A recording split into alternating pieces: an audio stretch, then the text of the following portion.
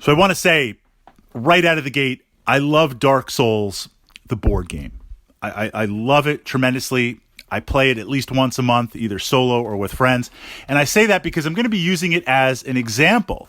And I'm not trashing it, but I'm pointing out as an example kind of one thing that's been shifting recently in my board gaming collection and the type of board games that I enjoy. So I'm using it as a frame of a reference point because it's a great example, but I still do believe it's a great game. It's not necessarily a criticism of the game.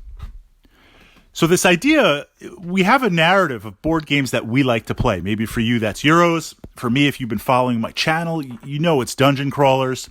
And this reflects your player personality. This kind of reflects what you enjoy from that perspective. And you'll notice over time that the titles in your collection gravitate towards a certain theme. You might have a Euro or two, or you might have a dungeon crawler or two. But in pushing this, there's also this idea that we tend to kind of, over time, bounce between tastes, or our tastes may change. So you might go in looking for massive complexity, world-building campaign where total immersion, and then other times you might go in and say, I just want like a quick in-the-box experience to play. And I want to share with you where I've been shifting and what I've been feeling and what I've been noticing in terms of board game design and how I believe the Kickstarter model has been pushing in this direction. And there's a duality there because you either get in the moment or you might not be able to get in later. So after this, what you think in the comments if you're feeling in the same way. So I'm used to playing Dungeons & Dragons. And I say Dungeons & Dragons, pulling this into a board gaming post, because that was the entry point in to much of my board gaming career or my board gaming hobby. This idea of playing war games, playing Dungeons & Dragons with my friends, and when I couldn't get together to play with them, I would play board games, mainly solo, pulling that in. Then, of course, that opened up to the fact that the fun of playing board games in the community with your friends, and we started launching that and playing that. So it's natural, being a war gamer and being a role-playing gamer, a lot of the initial titles that I were looking at, I wanted complexity. I wanted world building. I wanted a massive campaign. I started a number of years ago, but this is one of the reasons why I love Gloomhaven. It's not just a massive 10 pounds of cardboard in a box, or some would say a lifestyle. But from that perspective, it really has a lot to play and a lot to offer for a dungeon crawler. And I love that immersion. But there's a lot to set up. There's a lot to track. Now I jump into Dark Souls, okay? And Dark Souls is what it is. It works as it is. It's a dice chucker, and you push models around, and you fight some monsters, and you get some souls, and you level up. Mini boss, main boss, mega boss. All great stuff. But there's this idea of it's a major commitment to play Dark Souls because you've got the core. Then I've got the Adventurers expansion. Then I've got the Phantoms and Summons expansions. And then I've got the secondary monster expansions that throws in more monsters and mimics. I've got like 10 boxes of Dark Souls. Do I want Dark Root? I put that in. This idea that we see with board games where you have the core and now just not like an extra expansion, but multiple expansions. And many of these expansions should have been an auto-include in the main box. So literally to play Dark Souls, and it's not a criticism, it's a massive setup. It's a massive commitment. It's a massive cleanup. I mean, I've got one giant massive box just to cart around my Dark Souls toys to the club. So I find myself recently, past couple of months, being drawn to games in my collection of Dreams and Shadows, Runebound, Sanctum, playing games that it's just the core box. It's just the core experience. There's no expansion bloat. There's no season 1, 2, 3, 4, 5, or 6. There's no adding in all this stuff.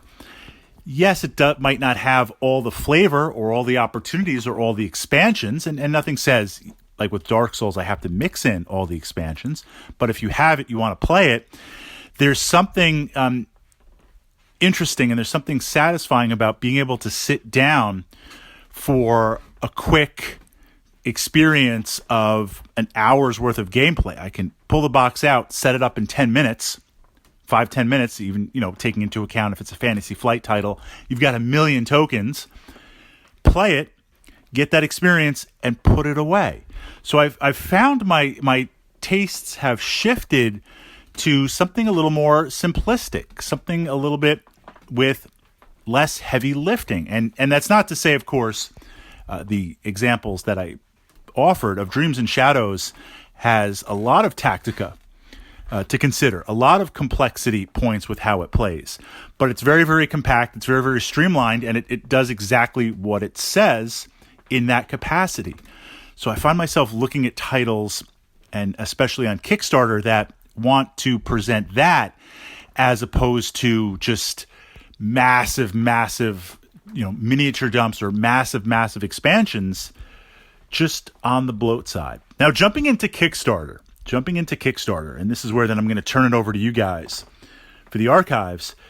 There's this idea of a Kickstarter launches, and now it's not even like, well, we want to get the funds up front. And I know I'm generalizing a little bit, but this is kind of the formula of where we are in the moment. It's looking and saying, look, you're going to get the core box, and then you need these 2 or 3 expansions, which we should have included in the core, but we're not, because we're going to have expansions, so they're not really expansions. And then if you don't buy in right now to season 1, 2, 3, 4, and 5, adventure pack, hero pack, custom pack, all this, who knows if it'll be available at retail? Who knows? Maybe it's Kickstarter exclusive, and you're looking and saying, Kickstarter exclusive, bro, that should have been in the core. We're parceling out everything. I feel like it's one of these apps that I buy for $1.99, and then it's like, well, what you really need is the subscription model and the 10 DLCs at 99 cents each. And you're like, well, it's not $1.99. It's really like $15.99. So from that perspective, I see Kickstarter fueling it, pushing it, because the market will bear what the market's going to bear. And I have to say, from the board gaming experience, now I'm going to kind of jump back into Gloomhaven. Yes, Gloomhaven's everything in a box. I mean, there was one expansion, but the Gloomhaven example in a box, that's really interesting. We're talking about Gloomy 1, not Jaws or Frosty yet. But in exploring that, something that massive, something that mega, that's kind of rare that it's all in one box. So I find myself drifting towards simpler play, compact play, get in, get out, not necessarily filler games, but it's interesting how that evolves. Now, I want to say, in your own collection, as your taste evolves, or sometimes this is where we get bouncing back and forth. I'm not saying I'm just going to like dump my whole collection and sell everything and just go light filler games. No, but realize sometimes tastes change temporarily, and you might need to take a break and say, you know what, I've got enough heavyweight games. I want some lighter games. And you play them for a while and you enjoy them for the experience. Then you say, you know what, I am ready for something with a little more bite. I'm ready for something that is heavier.